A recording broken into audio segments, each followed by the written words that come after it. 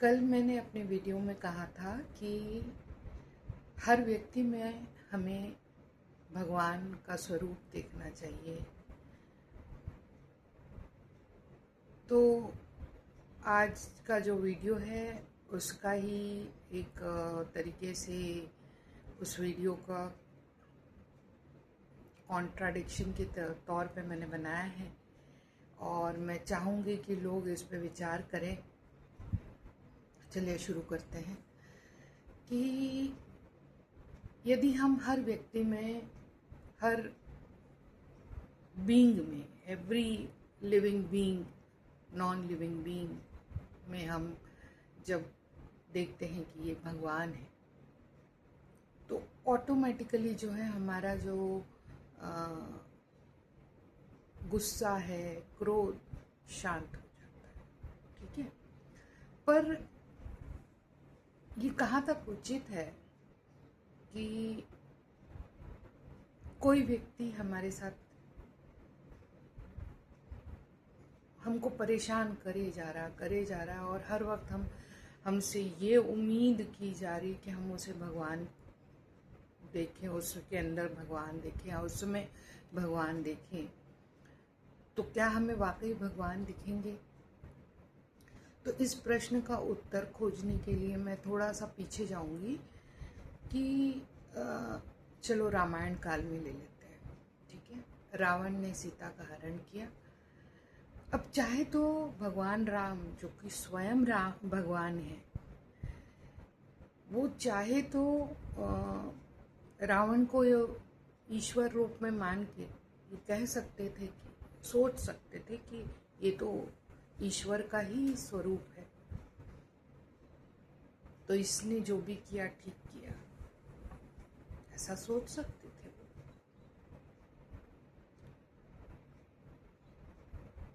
पर यहाँ उनका धर्म उनको ये अनुमति नहीं दे रहा, जबकि वो मर्यादा पुरुषोत्तम राम थे। धर्म उनको ये अनुमति नहीं दे रहा था कि इस राक्षसी गुण को वो दैवीय गुण मान ले।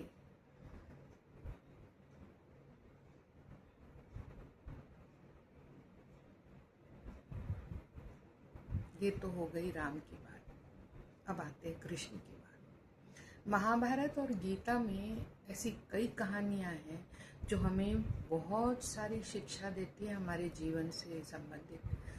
और जो भी हमारे बड़े बुजुर्ग कहते हैं ना कि आपको इस तरीके से रहना है, लड़ाई नहीं करना है, कोई अभद्र व्यवहार कर रहा है तो आपको भी पलट के अभद्र व्यवहार नहीं करना है। तो ये सब हमको, ये क्वालिटीज़ अपने अंदर डेवलप करने से पहले ये समझना पड़ेगा कि ये सब कहाँ तक उचित है, कि भाई हम किसी के अभद्र व्यवहार को सहें तो कब तक सहें? हर वक्त ही तो कोई नहीं सहेगा। हर वक्त तो चलो ठीक है, एक दो बार किया, हो सकता है गलती से क्या हो, लेकिन हर वक्त कर रहा तो वो गलती नहीं हो सकती। फिर तो ये जानबूझ के आपको परेशान किया जा रहा है। तो कृष्ण की कहानी पे आते हैं। कृष्ण भी चाहे तो कंस को माफ कर सकते थे कि तो ये तो ईश्वर का रूप है, सोच के छोड़ देते उसको।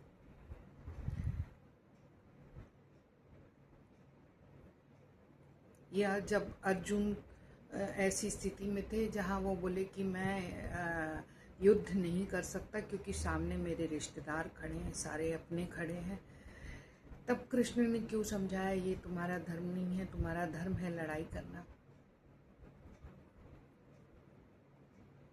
वो कहे कि मैं कैसे लड़ाई करूं, दादा परदादा चाचा चाचा के बच्चे, बड़े पापा के बच्चे, ये सारे कोई खड़े हुए हैं, मैं इनके साथ कैसे लड़ाई करूं?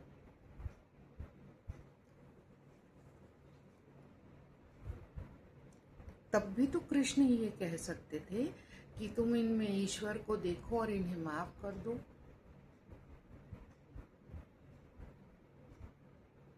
जब उन्होंने अर्जुन को बोला कि अस्त्र उठाओ और लड़ाई करो। तो हम किस खेत की मूली हैं?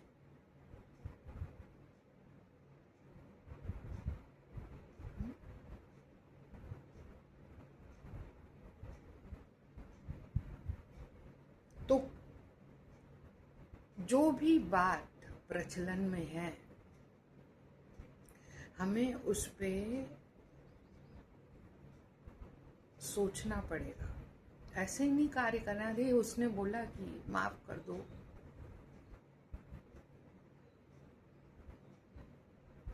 या हर व्यक्ति में ईश्वर को देखो।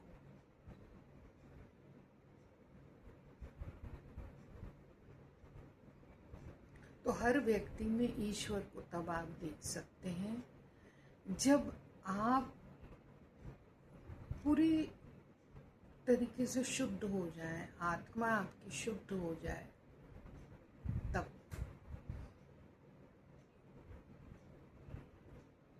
और हम ऐसे वातावरण में रहते हैं, प्रतिकूल वातावरण, जो हमारे आध्यात्म के लिए तो अनुकूल बिल्कुल भी नहीं है।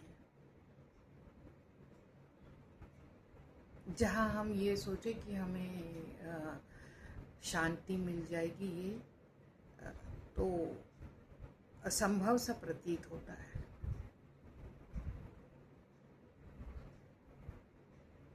ऐसे में फिर एक ही चीज बचती है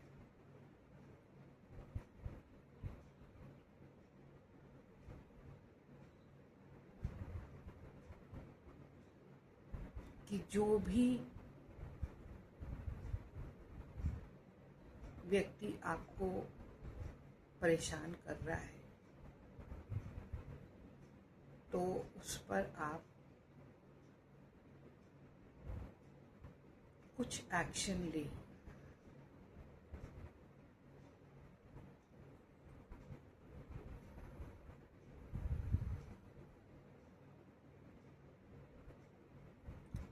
और आध्यात्म, आप ये लोग आपके आध्यात्म के रास्ते में नहीं आड़े आ सकते, क्योंकि जब आपको एक्शन लेना होगा, वो भी अंदर से विचार आएगा। जब आपको रिएक्ट नहीं करना है, एक्शन नहीं लेना है, वो भी अंदर से ही आपके विचार आएंगे। यानी कुल मिला के आप सिर्फ एक माध्यम बन के रह जाओगे। जब आप सरेंडर कर देते हो ना कि भगवान जो भी हो रहा है, जो कर रहे हैं, या मैं जो बोल रही हूँ वो आप कर रहे हैं, मैं नहीं कर रही।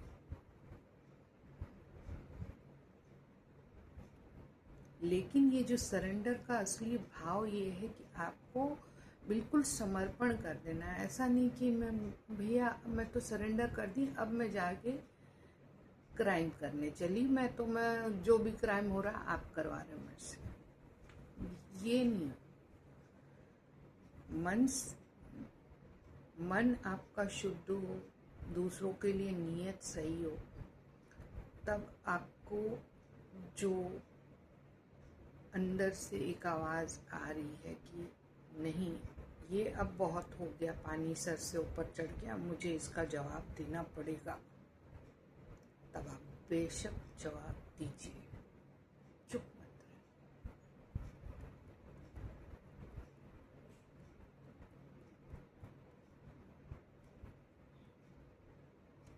तो इसीलिए मैंने ये वीडियो बनाया, क्योंकि बिल्कुल ये सवाल उठेंगे कि कुछ नहीं, तो मुझे ही परेशान किया जाएगा कि ये तो इसने ऐसा सेंटेंस कहा कि ये अपने दुश्मनों को ही ईश्वर स्वरूप मानेगी, तो हम इसको परेशान करते हैं किसी न किसी तरीके से।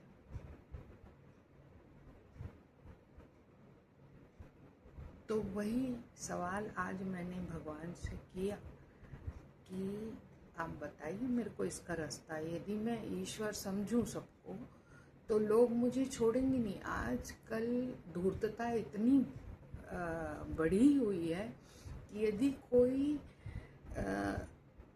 कुछ अच्छी वाणी बोलना चाहता है ना, तो उसको उसकी वाणी के विरुद्ध करवाने के लिए कई काम कर दिए जाते हैं,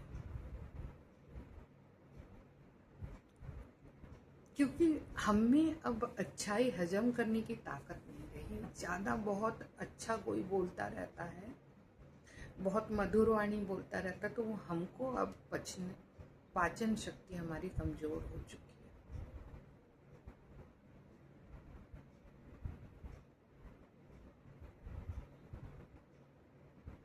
तो अब हमें सोचना है कि क्या करना है।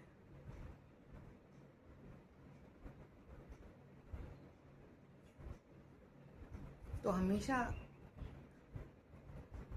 सब सुनिए सबकी, लेकिन करिए अपने, करिए अपने। यदि आपको लगता है कि आपके जो भी आपसे जलने वाले हैं, कॉम्पिटिटर्स हैं, अब ऐसे लोगों को ईश्वर समझना ना बहुत मुश्किल काम है, क्योंकि कई बार ऐसे लोग आपकी जान मान सबको हानि पहुंचाते हैं।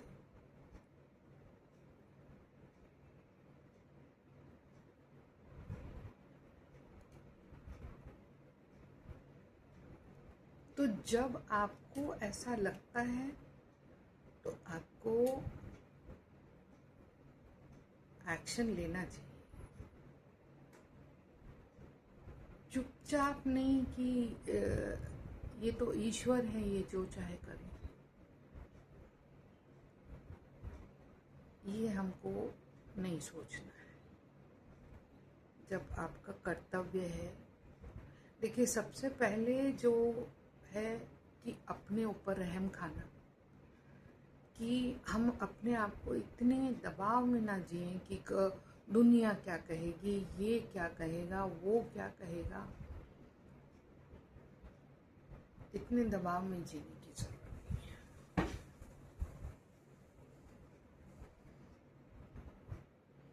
जहाँ आपको ठीक लगता है वहाँ बोलिए, जहाँ नहीं लगता वहाँ मत बोलिए।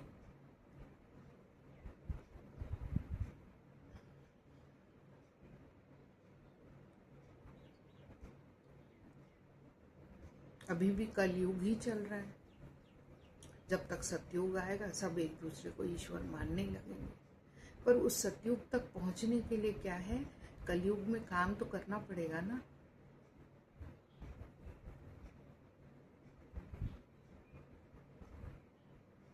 कोशिश तो करनी पड़ेगी कि मानव को ईश्वर समझा जाए। तो इसका एक ही है कि देखिए अभी जो जिस तरीके से बदलाव आ रहा है, लोगों में जागरूकता बढ़ रही है कर्मों को लेकर, तो बहुत हद तक लोग बाग आजकल दान पुण्य जो जिससे बन पड़ रहा है कर रहा है, जिससे जो बन पड़ रहा है वो सोशल वर्क कर रहा है। तो कोई बहुत करोड़ों कमा रहा है तो कई लोगों को नौकरी पे लगा रहा है, या कहीं पेड़ पौधे लगा दे रहा है, या बहुत कुछ लोग कर रहे हैं। तो एक तरीके से ऐसे लोगों का परसेंट बहुत बड़ा है। ऐसा नहीं है कि आज अच्छे लोगों की कमी हो गई है, नहीं, अच्छे लोग बढ़ते जा रहे हैं तादाद में, क्योंकि अब उनको समझ में आ गया कि जीवन सिर्फ अपनी ज़िंदगी को ऐशो आराम से जीने को जीवन नहीं कहते, दूसरों की ज़िंदगी में भी हम कुछ अच्छा परिवर्तन ले आए, वही ज़िंदगी है। ये लोगों को समझ में आने लगा है कि खाली हम अपने परिवार अपने लोगों के लिए करते रहेंगे तो एक समय आएगा जब हमारे अपने हमको छोड़ के चले जाएंगे और शायद कोई और हमको करेगा, तब हमें अपने आप पे गुस्सा आएगा कि हम जिन्हें अपना समझ रहे थे सिर्फ उन्हीं को कर रहे थे, ये देखो ये दूसरे आके मुझको करके चले गए। तो बेहतर है कि हर एक के लिए करिए, और जब दिखता है कि कोई आपको परेशान कर रहा है तो जगह उस ऐसे लोगों को आप इग्नोर मारिए, मत करिए इन लोगों का। और जहाँ तक बन पड़े, जो भी आपको सही लगता है कि ये वाकई इनको मदद की ज़रूरत है, वहाँ आप मदद करिए। संसार को, मैंने कहा, संसार को जैसे आप छोड़ के जा रहे हो या जो भी दिख रहा है उससे बेहतर छोड़ कर जाइए, बेहतर, ताकि जब वापस आए तो आपको खुशी हो कि मैंने इस संसार में जन्म लिया। इस संसार में करने के लिए बहुत कुछ है दूसरों के टांग खींचने के अलावा। तो अपने कर्म पर, धर्म पर और कर्तव्य पे ध्यान दीजिए। और जब लगे कि मानवीय रूप में ईश्वर है तो उसको पूजिए, और यदि लगता है कि ये मानवीय रूप में असुर है तो फिर आप खुद तय कीजिए कि आपको क्या करना है। आज के लिए इतना ही।